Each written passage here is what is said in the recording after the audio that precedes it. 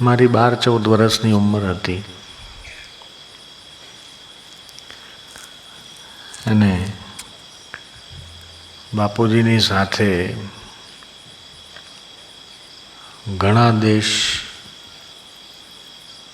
હું ફર્યો. આફ્રિકા, એના પછી UK, લંડન, પછી અમેરિકા, સિંગાપુર, હોંગકોંગ, તાઇવાન, ચીન, ઘણી જગ્યાએ.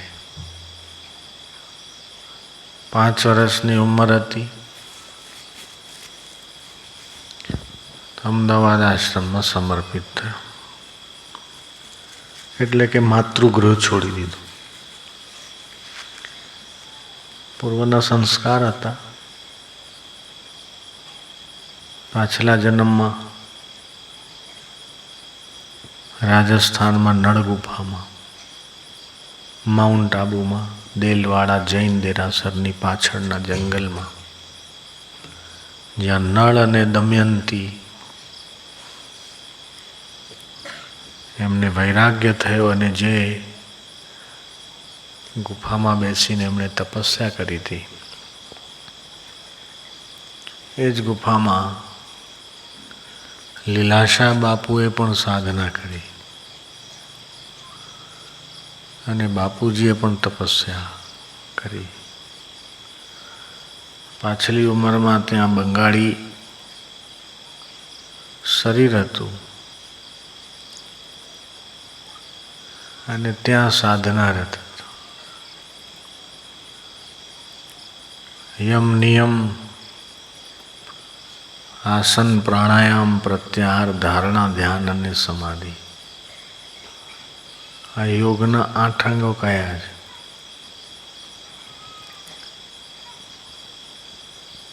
એ યોગ સાધનામાં ઘણી રિદ્ધિઓ, સિદ્ધિઓ, વાક સિદ્ધિ વગેરે હતી.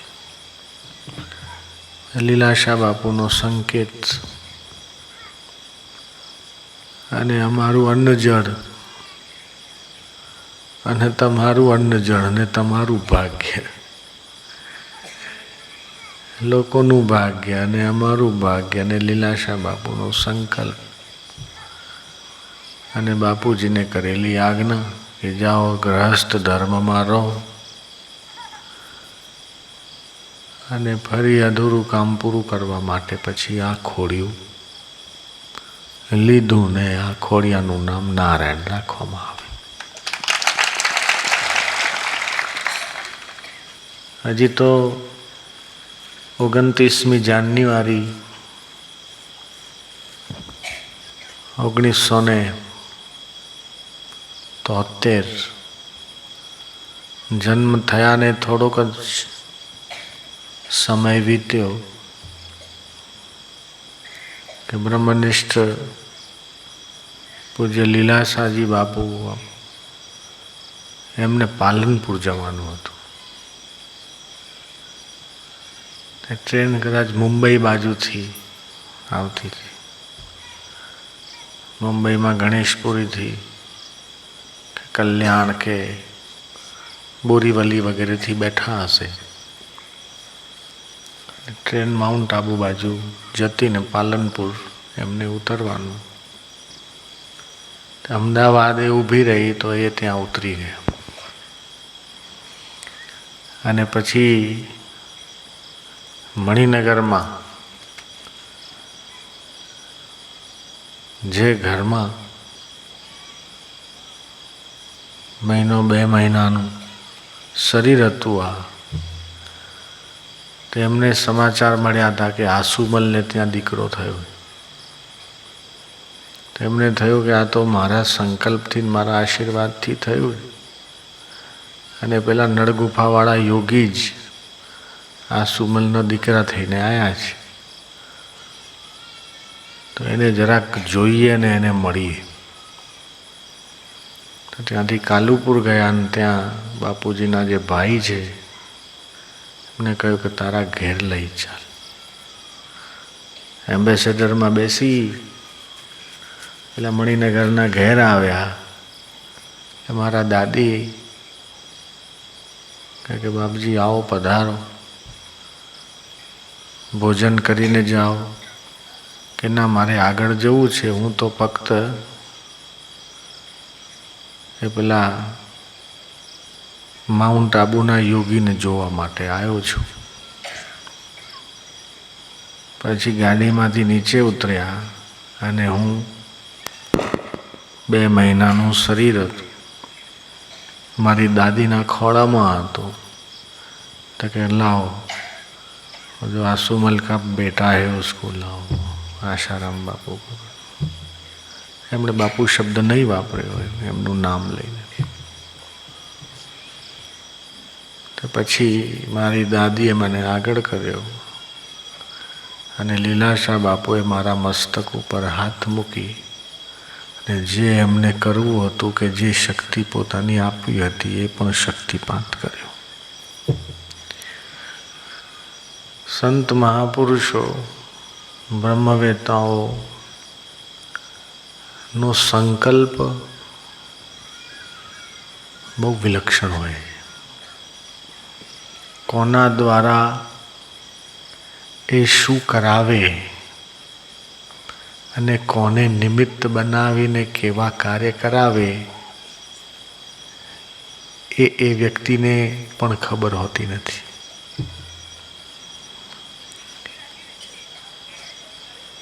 એક દિવસ અમદાવાદમાં હજારો લોકોની મેદની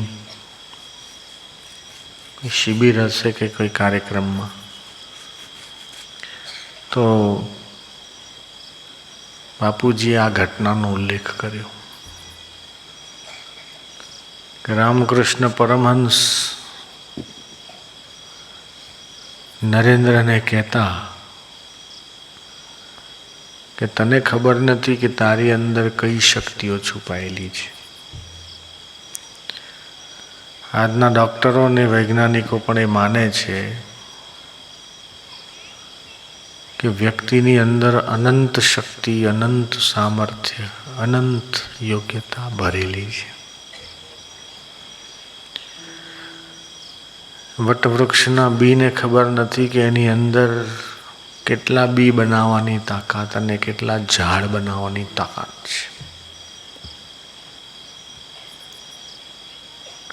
એવી કોઈ ઈંટ નથી કે જે મકાન બનાવવાના કામમાં ના આવે. એવો કોઈ પથ્થર નથી કે જે પાયો ભરવાના કામમાં ના આવે. એવો કોઈ અક્ષર નથી કે જે મંત્ર ન બની શકે. અને એવો કોઈ માણસ નથી, મનુષ્ય નથી કે જેની અંદર પરમાત્મા પ્રગટ થઈ ન શકે. બધાની અંદર છે, પણ કોઈ જાગૃત કરવા વાળું મળી જાય. सबके भीतर परमात्मा का तत्व तेज है. अगर उसको जागृति होने का अवसर मिल जाए तो रामकृष्ण परमहंस અને વિવેકાનંદનું ઉદાહરણ બાપુજી આપતા કહ્યું કે વિવેકાનંદ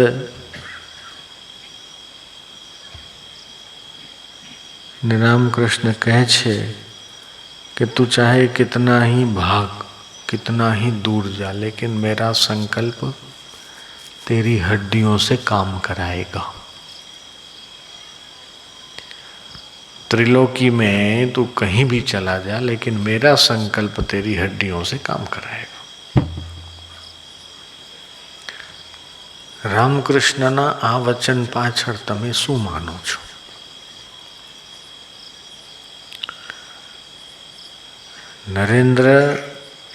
नरेंद्र मटीने विवेकानंद रूपे प्रगट थया, एनी पाछळ एमना गुरुनो संकल्प. અને હું જે તમારી સામે બેઠો છું એ લીલાસા બાપુનો અને બાપુનો સંકલ્પ મારી અંદર બેસીને બોલાવે. તો તમે અને હું નિમિત્ત છીએ. મારી અને તમારી અંદર એ જ પરમાત્મા બેઠેલો છે. लाली मेरे लाल की जित देखूं तित लाल, लाली देखन में गई मैं भी होई निहाल. એ ઈશ્વરને આપણે જેટલો ધન્યવાદ આપીએ એટલો ઓછો છે. કેમ? પહેલી વાત તો એ કે જે દેવોને પણ દુર્લભ છે એવો માનવ દેહ આપણને આપ્યો, અને એ પણ ભારતમાં આપ્યો. તો એ કરોડો લોકોને, ભારતમાં 100 કરોડ લોકો છે. બીજો ભાગ્ય એ કે માનવ દેહ મળ્યા પછી આપણી અંદર શ્રદ્ધા, ભક્તિ અને વિશ્વાસ આપ્યો. અને ત્રીજું સૌભાગ્ય એ કે આપણને સત્સંગ સુધી પહોંચાડી દીધો અને સંત સદગુરુના દર્શન કરવાનું ભાગ્ય સાંપડ્યું.